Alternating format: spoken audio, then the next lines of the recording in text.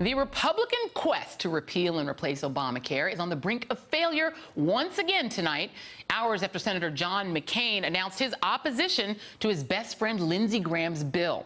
Donald Trump spoke at a rally in Alabama tonight where he attacked McCain over his opposition to the Republican plan. They gave me a list of 10 people that were absolute no's. These are 10 Republican senators. Now, John McCain's list. John McCain was not on the list, so that was a totally unexpected thing. Terrible. Honestly, terrible. You know, John McCain came in and he went thumbs down at 3 o'clock in the morning, and everybody. That was a horrible, horrible thing that happened to the Republican Party. That was a horrible thing. And Donald Trump said this about Senator Rand Paul, who had already announced that he opposes the Republican health care bill. By the way, in all fairness, Rand Paul was on that list. They say, don't even waste your time calling him. He voted twice, yes, okay? He was very good. And I haven't given up on him, because I think he may come around, okay? Wouldn't it be ironic if he took John McCain's place, and they definitely do not like each other? Wouldn't that be ironic? That would be very ironic for those of you that know the inner workings of the Senate. Now, this comes after a third straight night of scathing criticism of the repeal effort from late-night TV host Jimmy Kimmel.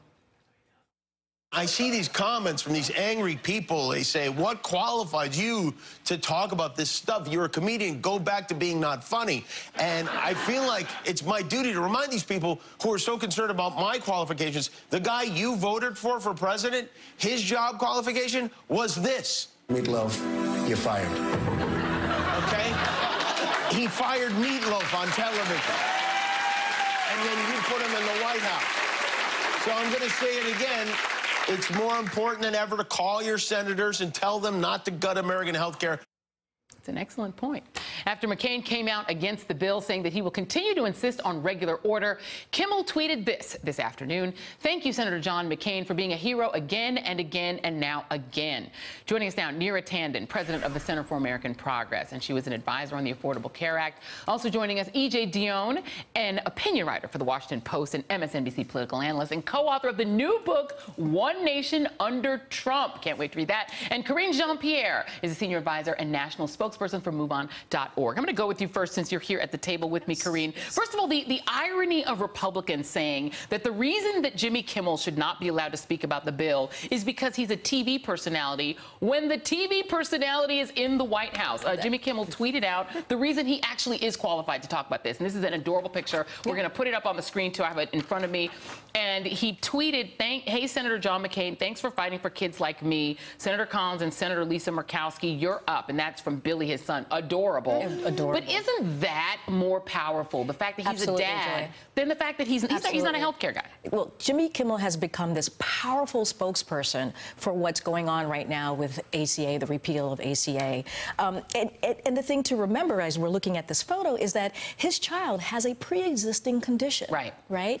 And in this bill, by the time his kid would have turned 1 year old, he would have reached a lifetime cap. Right. So Jimmy Kimmel understands this. Yeah. And while he will be fine because he's wealthy and can afford the surgeries that his son was going to need, he understands that there are people out there who cannot afford that. And so he has decided to really take the mantle and fight for people. Yeah. Absolutely. And Neera, you know, one does wonder, because, you know, Jimmy Kimmel does set up Senator Lisa Murkowski and Senator Collins, you're up. They were so opposed to the other bill based on the substance, based on the potential it would hurt their states. So one wonders about their hesitation this time around. Let's listen to Donald Trump tonight trying to woo Lisa Murkowski.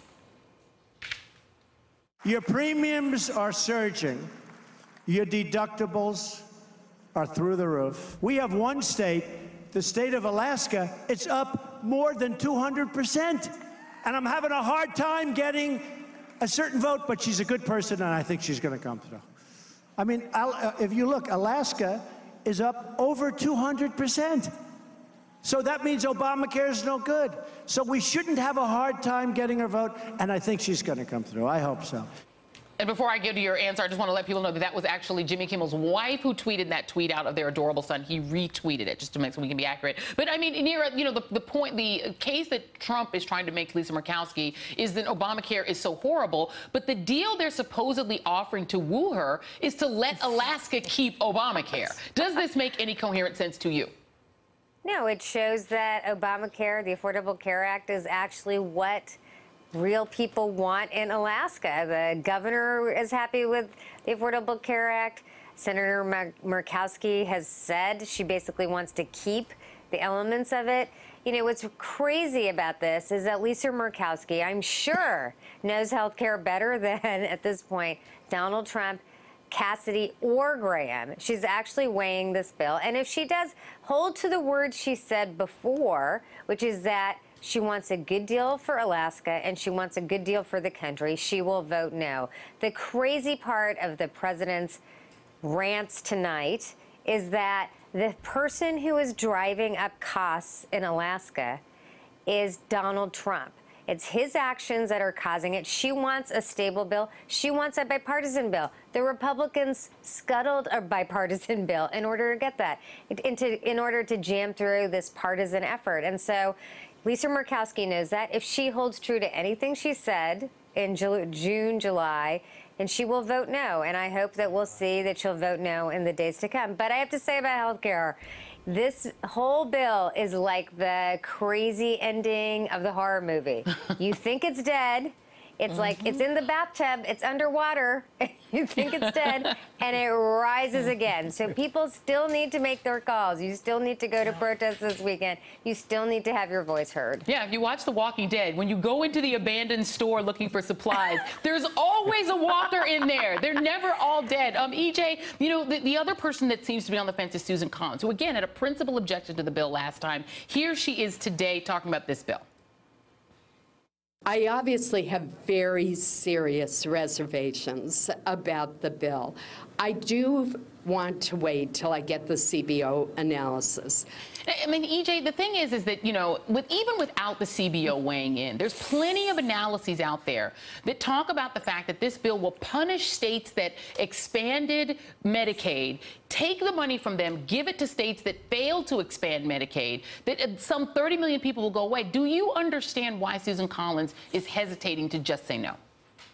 I think she's hesitating to say no just to say, I'm a Republican, I'll give my leadership a little time. I'd be really surprised if Susan Collins votes for this bill. I think all the signals she is sending is she'll vote no. And as you say, two of the states that lose money under this formula are Maine and Alaska, which is why they are trying to cook up, apparently, this special deal for Lisa Murkowski.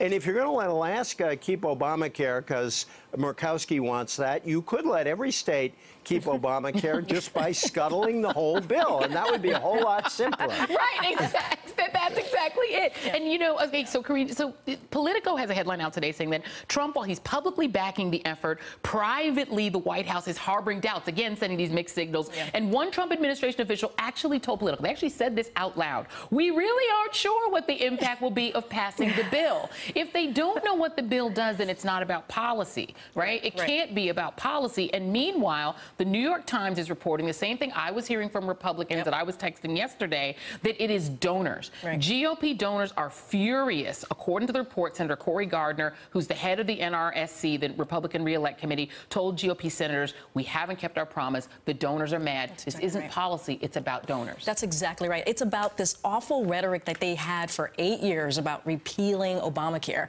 And this bill is like the worst of all the bills put into one. And it's not repealing and replacing. It's repealing and, hey, you guys are on your own. Right. But yeah, this is what's the problem here. You remember we had Donald Trump say the House bill was mean, but they just don't care about the impact of tens of millions of people. They just don't. It's all about, like you said, their donors and keeping that awful rhetoric that they ran with. Yeah, and you know, and I'll go with you on this one, EJ. This is Donald Trump tonight actually admitting that, saying that the reason to pass the bill is because you said you'd pass the bill. This is Donald Trump tonight. So they were getting all these great votes, you know, like, I think they voted what, 61 times? Like 61 times to repeal and replace. They finally get a president who will sign the legislation, and they don't have the guts to vote for it, okay? They don't have the guts to vote for it. You know, EJ, you've written a lot about the Republican Party and its evolution since, really going back to the Goldwater era. How do we get to a point where the point of public policy is not the policy at all? It is simply because the donors are demanding their tax cut, they want their money, and you said you'd do it. How did we get here? Well, I think it's been, and we talk about this in our book, it's been an evolution in the Republican Party that the right wing took over the party. The donors played a big role in that. They drove out all sorts of liberals. I mean, think back to somebody like John Chafee of Rhode Island, a Republican, and President Clinton tangled with him. But Chafee was very serious about health care and introduced a fairly progressive bill. All those people are gone right now. But we're at an even worse stage here because it's as if nobody cares about the policy. They just want a win. It doesn't matter what the win looks like. It doesn't matter what's in the bill. The Republicans haven't been able to pass anything because they've given the right wing of their party veto over every issue because they're unwilling to deal with the Democrats. And so that's why they are stuck with no legislation, and we are stuck confronting this healthcare horror show if this bill ever passed. Yeah, and Neera, the one person who does care about the policy is Rand Paul, who essentially believes the federal government should withdraw entirely from assisting anyone with health care. So he's at least being honest about the fact that he wants no one to get any help getting health care at all. People like McCain are upset about process. At this point, Murkowski and others are concerned about their states, which is legitimate. You helped write this Affordable Care Act. And at the time, it is closer to the Bob Dole rebuttal to Hillary Care than it is. Are you as shocked as I am that the Republican Party has devolved to the point where it's just about handing cash to their donors and nothing about policy? I mean, what's insane about this proposal, about this legislation, is it is the most radical rewriting of health care in decades. Then we might have one hearing on it on Monday. This bill is far to the right of what the House passed. It's far to the right of what the Senate was considering just a month and a half ago. The idea here is it will create chaos. Medicaid directors across the country have said it will create chaos throughout the system. Don't take it from me, take it from insurers, hospitals, doctors.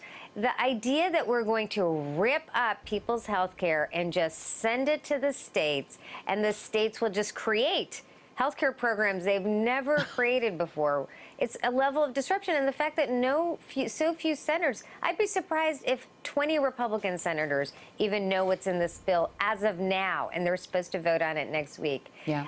This is what feeds cynicism in America. This is what makes people hate Congress. Yeah. That people literally say out loud, my donors are why I want to throw 30 million people's health care away. That is why people are angry. Yeah, absolutely. And you know who does seem to really understand what's in this bill? Jimmy Kimmel. Yeah. Jimmy Kimmel knows more about this policy than the two people whose names are on the bill, from what we can tell so far. Neera Tanden, thank you very much for joining us. Hey there, I'm Chris Hayes from MSNBC. Thanks for watching MSNBC on YouTube. If you want to keep up to date with the videos we're putting out, you can click subscribe just below me, or click over on this list to see lots of other great videos.